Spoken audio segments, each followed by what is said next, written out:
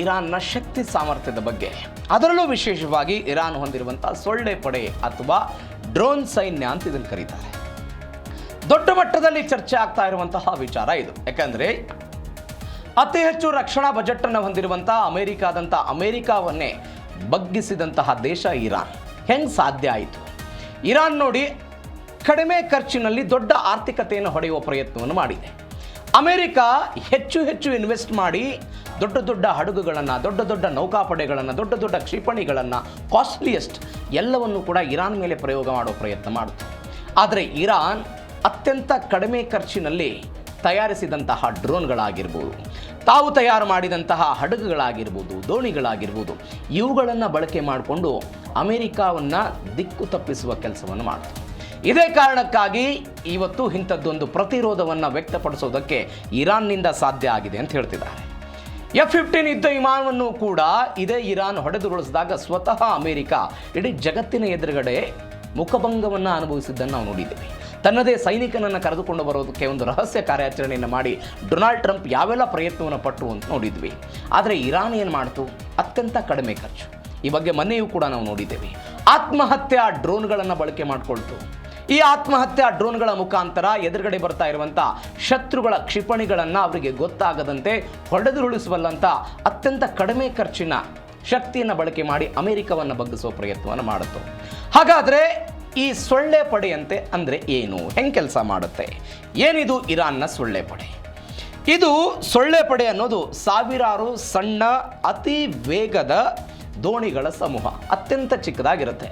ನೀವು ಈ ಸುದ್ದಿಯನ್ನು ಕೇಳಿಸ್ಕೊಳ್ಳುವಾಗ ನಿಮ್ಮ ಮುಂದೆ ಸೊಳ್ಳೆ ನಮ್ಮ ಜೊತೆಗೆ ಅಟ್ಯಾಕ್ ಮಾಡುವಂತಹ ಸಮಯದಲ್ಲಿ, ನಮ್ಮನ್ನು ಕಚ್ಚುವಂತಹ ಸಮಯದಲ್ಲಿ ಹೆಂಗೆ ಪ್ರತಿಕ್ರಿಯೆಯನ್ನು ತೋರ್ತಾ ಇರುತ್ತೆ ಅದನ್ನು ಜಸ್ಟ್ ಇಮ್ಯಾಜಿನ್ ಮಾಡ್ಕೊಳ್ಳಿ.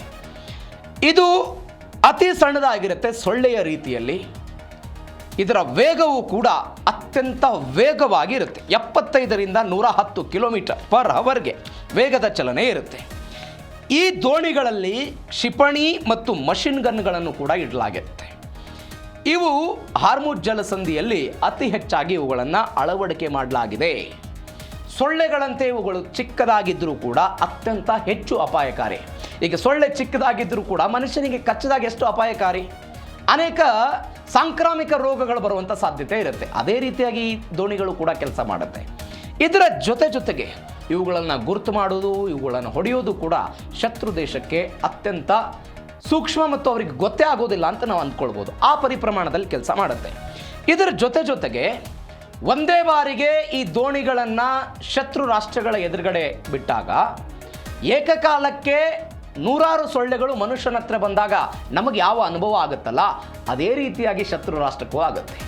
ಸೊಳ್ಳೆಯ ಸೌಂಡ್ ಕೂಡ ನಮಗೆ ಕೇಳಿಸೋದಿಲ್ಲ. ನೀವು ಜಸ್ಟ್ ಇಮ್ಯಾಜಿನ್ ಮಾಡ್ಕೊಳ್ಳಿ. ಅದೇ ರೀತಿಯಾಗಿ ಈ ದೋಣಿಗಳ ಸೌಂಡ್ ಕೂಡ ಎದುರುಗಡೆ ಇರುವಂತಹ ರಡಾರ್ ಆಗಿರ್ಬೋದು, ಎದುರುಗಡೆ ಇರುವಂತಹ ಶತ್ರು ರಾಷ್ಟ್ರಗಳ ನೌಕಾಪಡೆಗಳಿಗೆ ಯಾವುದೇ ಕಾರಣಕ್ಕೂ ಕೂಡ ಕಾಣೋದಿಲ್ಲ. ಈ ಕಾರಣಕ್ಕಾಗಿ ಅತ್ಯಂತ ಶಕ್ತಿ ಸಾಮರ್ಥ್ಯವನ್ನು ಹೊಂದಿರುವಂತಹ ಈ ಸೊಳ್ಳೆ ಪಡೆ ಅತ್ಯಂತ ವೇಗವಾಗಿ ಕೆಲಸ ಮಾಡುತ್ತೆ. ಇಂತಹ ಪಡೆಗಳು ಗೆರಿಲ್ಲಾ ಯುದ್ಧದ ಮಾದರಿಯಲ್ಲಿ ಕೆಲಸ ಮಾಡೋದಕ್ಕೆ ದೊಡ್ಡ ಮಟ್ಟದಲ್ಲಿ ಸಹಾಯ ಮಾಡುತ್ತೆ. ಹಾಗಾದರೆ ಈ ಇರಾನ್ ಸೊಳ್ಳೆ ಪಡೆ ಹಾರ್ಮುಜ್ಗೆ ಹೇಗೆ ಕಂಟಕ ಆಗಿದೆ? ಹೇಗೆ ಹಾರ್ಮುಜ್ಗೆ ಸೊಳ್ಳೆ ಪಡೆ ಕೋಟೆಯಾಗಿ ಮಾರ್ಪಟ್ಟಿದೆ? ನಿಮಗೊಂದು ಬೆಸ್ಟ್ ಎಕ್ಸಾಂಪಲ್ ಅಂತ ಹೇಳಿದರೆ, ಕಿರಿದಾದ ಮಾರ್ಗ ಇದೆ. 33 ಕಿಲೋಮೀಟರ್ ಅಗಲ ಇರುವಂತಹ ಪ್ರದೇಶ ಹಾರ್ಮುಜ್ನದ್ದು. ಈ ಭೌಗೋಳಿಕ ಪ್ರದೇಶ ಏನಿದೆ, ಈ ಭೌಗೋಳಿಕ ಪ್ರದೇಶದಲ್ಲಿ ನೀವು ದೊಡ್ಡದಾದಂಥ ಹಡಗುಗಳು, ನೌಕಾಪಡೆಗಳನ್ನು ತೆಗೆದುಕೊಂಡು ಬಂದರೆ ಅವುಗಳನ್ನು ಯಾವುದೇ ಕಾರಣಕ್ಕೂ ಕೂಡ ಲೆಫ್ಟ್ ರೈಟ್ ಯಾವ ಕಾರಣಕ್ಕೂ ತೆಗೆದುಕೊಂಡು ಹೋಗೋದಕ್ಕೆ ಸಾಧ್ಯ ಆಗೋದಿಲ್ಲ. ಅದರ ಚಲಾವಣೆ ವಿಪರೀತವಾಗಿ ಕಷ್ಟ ಆಗುತ್ತೆ. ಅದೇ ಸಣ್ಣ ಪುಟ್ಟದಾದಂಥ ಈ ದೋಣಿಗಳನ್ನು ಬಳಕೆ ಮಾಡಿಕೊಂಡ್ರೆ ನೀವು ಅತ್ಯಂತ ಸುಲಭವಾಗಿ ಕೆಲಸವನ್ನು ಮಾಡೋದಕ್ಕೆ ಸಾಧ್ಯ ಆಗುತ್ತೆ. ಒಂದು. ಎರಡನೇದ್ದು, ಹಾರ್ಮುಜ್ನಲ್ಲಿ ಏನು ಮಾಡಿದೆ ಇರಾನ್, ದೊಡ್ಡದಾದಂತಹ ಈ ಗುಪ್ತ ನೆಲೆಗಳನ್ನು ಸ್ಥಾಪನೆ ಮಾಡಿದೆ. ಅದರ ಜೊತೆಗೆ ಭೂಗತ ಸುರಂಗಗಳನ್ನು ಕೊರೆದುಬಿಟ್ಟಿದೆ. ಈ ದೋಣಿಗಳು ಏನು ಮಾಡುತ್ತೆ, ಶತ್ರುಗಳ ನೌಕಾಪಡೆಗಳು ಆಕ್ಟಿವ್ ಇದ್ದಂತಹ ಸಮಯದಲ್ಲಿ, ಒಂದು ವೇಳೆ ಅಟ್ಯಾಕ್ಗೆ ಬಂದಂತಹ ಸಮಯದಲ್ಲಿ ಈ ಸುರಂಗ ಮಾರ್ಗಗಳ ಮುಖಾಂತರ ಏಕಾಏಕಿಯಾಗಿ ರಭಸವಾಗಿ ಹೊರಗೆ ಬರ್ತಾರೆ. ಅದೇ ರಭಸದಿಂದ ತನ್ನ ಕಾರ್ಯಕ್ಷಮತೆಯನ್ನು ಮುಗಿಸ್ಕೊಂಡು ವಾಪಸ್ಸು ಸುರಂಗವನ್ನು ಸೇರ್ಕೊಂಡು ಬಿಡುವಂತಹ ಶಕ್ತಿ ಸಾಮರ್ಥ್ಯವನ್ನು ಈ ಸೊಳ್ಳೆ ಪಡೆಗಳು ಹೊಂದಿರುವ ಕಾರಣಕ್ಕಾಗಿ ಅಮೆರಿಕದ ವಿರುದ್ಧ ಹಾರ್ಮುಜ್ನಲ್ಲಿ ಹೋರಾಟ ಮಾಡೋದಕ್ಕೆ ಅತ್ಯಂತ ಶಕ್ತಿಶಾಲಿಯಾಗಿ ಕೆಲಸ ಮಾಡ್ತಿದ್ದಾರೆ. ಮತ್ತೊಂದು ಇದಕ್ಕೆ ಪ್ರಮುಖವಾದ, ಇದು ರೆಡಾರ್ಗೆ ಗುರ್ತೇ ಸಿಗೋದಿಲ್ಲ. ಅದು ಯಾವ ಯಾವುದಕ್ಕೆ ಅನ್ನೋದನ್ನು ನಾನು ಹೇಳ್ತಾ ಹೋಗ್ತೀನಿ. ಇದರ ಜೊತೆಗೆ ಈಗ ಆಗಿರುವಂತಹ ಒಂದು ಬೆಳವಣಿಗೆ ಏನು ಅಂತ ಹೇಳಿದರೆ, ಈ ಸೊಳ್ಳೆ ಏನಿದೆ ಇದು ಪ್ರಮುಖ ಅಂಶಗಳೇನು, ಇರಾನ್ ಯಾಕೆ ಇಂಥದ್ದನ್ನು ತಯಾರು ಮಾಡೋದಕ್ಕೆ ಹೋಗುತ್ತೆ, ಯಾವ ಕಾರಣಕ್ಕೆ ಅಂತ ಹೇಳಿದರೆ, ಮೊದಲ ಕಾರಣ ಅಗ್ಗದ ವೆಚ್ಚ. ಕಡಿಮೆ ಖರ್ಚಿನಲ್ಲಿ ಇದನ್ನು ತಯಾರು ಮಾಡೋದು. ಈ ಕಾರಣಕ್ಕಾಗಿ ಇದನ್ನು ಸೊಳ್ಳೆ ಪಡೆಯನ್ನು ಇರಾನ್ ತನ್ನ ಬಳಿ ಇಟ್ಕೊಂಡಿದೆ ಅಂತ. ಗುಂಪು ದಾಳಿ, ನಾನು ಅವಾಗಲೇ ಹೇಳಿದೆ, ಏಕಾಏಕಿಯಾಗಿ ನೂರಾರು ಈ ಪಡೆಗಳನ್ನು ದಾಳಿ ಮಾಡಿದಾಗ, ಈ ದೋಣಿಗಳಿಂದ ದಾಳಿ ಮಾಡಿದಾಗ ಅದು ಶತ್ರು ದೇಶಕ್ಕೆ ಗೊತ್ತಾಗೋದಿಲ್ಲ. ಚಿಕ್ಕದಾಗಿರುತ್ತೆ, ಅದನ್ನು ಗುರುತು ಮಾಡೋದು ಕೂಡ ಸಾಧ್ಯ ಆಗೋದಿಲ್ಲ, ಅದನ್ನು ಹೊಡೆದು ಉಳಿಸೋದಕ್ಕೂ ಕೂಡ ಸಾಧ್ಯ ಆಗೋದಿಲ್ಲ. ಇದರ ಜೊತೆಗೆ ಇವುಗಳು ಸಣ್ಣದಾಗಿರೋದ್ರಿಂದ ಸಮುದ್ರದ ಅಲೆಗಳಲ್ಲಿಯೂ ಕೂಡ ಇದು ಮರೆಮಾಚಿಕೊಂಡು ಹೋಗ್ಬಿಡುತ್ತೆ. ಪ್ರಮುಖವಾಗಿ ಯಾಕೆ ಇರಾನ್ ಇದನ್ನು ಹೊಂದಿದೆ ಅಂತ ಹೇಳಿದರೆ, ರಡಾರ್ ವ್ಯವಸ್ಥೆ ಅಂತ ಹೇಳ್ತಾರೆ ರಕ್ಷಣಾ ತಜ್ಞರು. ಏನು ರಡಾರ್ ವ್ಯವಸ್ಥೆ? ಅಮೆರಿಕಾದ ರಡಾರ್ಗಳಿಗೆ ಇದನ್ನು ಪತ್ತೆ ಹಚ್ಚೋದಕ್ಕೆ ಸಾಧ್ಯ ಆಗಲ್ಲ. ಯಾವ ಕಾರಣಕ್ಕಾಗಿ ಅಂತ ಹೇಳಿದ್ರೆ, ಮೊದಲದು ಗಾತ್ರದಲ್ಲಿ ಚಿಕ್ಕದಿರುತ್ತೆ, ಹೀಗಾಗಿ ರಡಾರ್ ಕಿರಣಗಳು ನೇರವಾಗಿ ಅದಕ್ಕೆ ಸ್ಪರ್ಶ ಆಗೋದಿಲ್ಲ, ಅದು ಅಮೆರಿಕಾಗೆ ಗೊತ್ತಾಗಲ್ಲ. ಒಂದು. ಎರಡನೇದು, ಇದನ್ನು ತಯಾರು ಮಾಡುವಲ್ಲಿ ಫೈಬರ್ ಗ್ಲಾಸನ್ನು ಬಳಕೆ ಮಾಡ್ತಾರೆ. ನೀವು ಲೋಹದಿಂದ ತಯಾರು ಮಾಡಿದರೆ ರಡಾರ್ನ ಆ ಕಿರಣಗಳು ನೇರವಾಗಿ ಅದರ ಮೇಲೆ ಬೀಳ್ತಾ ಇತ್ತು. ಫೈಬರ್ ಗ್ಲಾಸನ್ನು ಬಳಕೆ ಮಾಡಿದ್ದರ ಕಾರಣಕ್ಕಾಗಿ ಅದು ಕೂಡ ಇದಕ್ಕೆ ಎಟ್ಕೋದಿಲ್ಲ. ಹೀಗಾಗಿ ಅದು ದೊಡ್ಡ ಮಟ್ಟದಲ್ಲಿ ಇರಾನ್ಗೆ ಪ್ಲಸ್ ಪಾಯಿಂಟ್ ಆಗಿದೆ. ಸಮುದ್ರದ ಅಲೆಗಳು ಇದಕ್ಕೆ ದೊಡ್ಡ ಮಟ್ಟದ ಮರೆಮಾಚಿಕೆಯನ್ನು ತಂದುಬಿಡುತ್ತೆ. ಇಲ್ಲಿ ಅಲೆ ಯಾವುದು, ದೋಣಿ ಯಾವುದು ಕೂಡ ಗೊತ್ತಾಗದೆ ಇರಾನ್ಗೆ ಅದೊಂದು ಪ್ಲಸ್ ಪಾಯಿಂಟ್ ಆಗುವಂತಹ ಸಾಧ್ಯತೆ ಇದೆ. ಹಾಗಾದರೆ ಇವುಗಳ ಕಾರ್ಯಾಚರಣೆ ಹೆಂಗಿರುತ್ತೆ, ಈ ಸೊಳ್ಳೆ ಪಡೆ ಕಾರ್ಯಾಚರಣೆ ಹೆಂಗಿರುತ್ತೆ ಅಂತ ನಾವು ನೋಡ್ತಾ ಹೋಗೋದಾದರೆ, ವೇಗದ ದೋಣಿಗಳು ಇರ್ತವೆ ಇವು. ನಾನು ಆವಾಗಲೇ ಹೇಳಿದಾಗೆ ಸರಿಸುಮಾರು 75ರಿಂದ 100 ಕಿಲೋಮೀಟರ್ ಅವರ್ಗೆ ಆ ವೇಗದಲ್ಲಿ ಚಲಿಸುವಂತಹ ಈ ವೇಗದ ದೋಣಿಗಳು ಒಟ್ಟಿಗೆ ಬೃಹತ್ ನೌಕೆಯನ್ನು ಎದುರಾಕೊಂಡು ಬಿಡ್ತವೆ. ಅವುಗಳನ್ನು ಸುತ್ತುವರೆದು ಅವುಗಳ ವಿರುದ್ಧ ಕಾರ್ಯಾಚರಣೆ ಮಾಡೋ ಪ್ರಯತ್ನವನ್ನು ಮಾಡುತ್ತೆ. ಇದರ ಜೊತೆಗೆ ಸುಸೈಡ್ ಡ್ರೋನ್ಗಳು ರೆಡಾರ್ಗೆ ಸಿಗದೆ ನೀರಿನ ಮೇಲ್ಮೈಗೆ ಸಮಾನಾಂತರವಾಗಿ ಬಂದು ನೇರವಾಗಿ ಅವು ನೌಕೆಗಳಿಗೆ ಅಪ್ಪಳಿಸ್ತವೆ. ರೆಡಾರ್ ಯಾವ ಕಾರಣಕ್ಕಾಗಿ ಇವರಿಗೆ ಸಿಗೋದಿಲ್ಲ, ರೆಡಾರ್ನಲ್ಲಿ ಈ ದೋಣಿಗಳು ಯಾವ ಕಾರಣಕ್ಕಾಗಿ ಸಿಗೋದಿಲ್ಲ ಅಂತ ನಾನು ಹೇಳಿದೆ.